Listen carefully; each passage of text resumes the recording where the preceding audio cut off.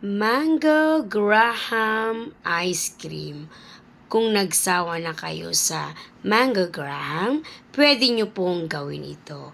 Tara, samahan nyo akong gumawa ng panghimagas na ito. Meron tayo ditong isang mangga na napakamahal, promise. Isang piraso lang yan, pero matamis po siya. And then, hinati-hati ko lang ng maliliit at meron tayong 1 can na condensed na mango flavor. Then, meron pa rin tayong ditong Vivo cream. Buti na lang dumating na. Kailangan ko lang dito ng 2 cups. 2 cups lang po ang kailangan natin sa ating panghimagas. Ayan, nakita nyo naman, 2 lang yan. Pero pag hinand mixer na natin, magdodoble po ang ating mixture. O, diba? I-hand mixer natin ng 10 to 15 minutes. Titignan nyo na lang siya kung pwede na. Ayan. Mix lang natin. O, mix. Ayan, 5 minutes pa lang dyan mga moms, pero tignan nyo naman, nagdoble na ang ating cream. Patuloy lang natin, and then pag ganito na parang icing ng ating mixture, isusunod na nating ilagay yung isang latang condensed na mango flavor.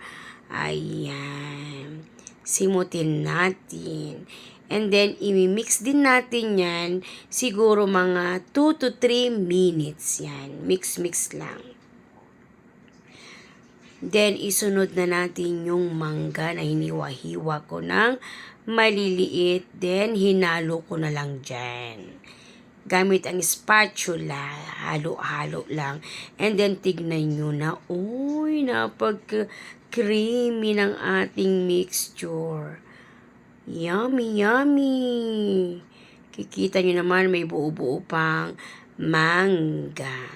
Dati na ako meron dito naka-ready ng biscuit na Graham crackers yan. Pinutol-putol ko lang. Yung tama lang ang size. And then, ito na. Tignan nyo naman. Nagdoble ang ating mixture. Then, ilalagay na natin sa ating container. Hindi naman halatang mahilig kami sa ice cream. Then, na-ready na yung container. Then, nilagyan ko na ng Graham biscuit. Kalahati lang ang ginamit ko dyan. Then, hinalo ko rin siya gamit lang ang spatula. Then, pinaibabawan ko ng nadurog-durog na Graham na biscuit. Then, lalagay lang natin sa freezer ng 2 to 4 hours na lang. Thank you for watching!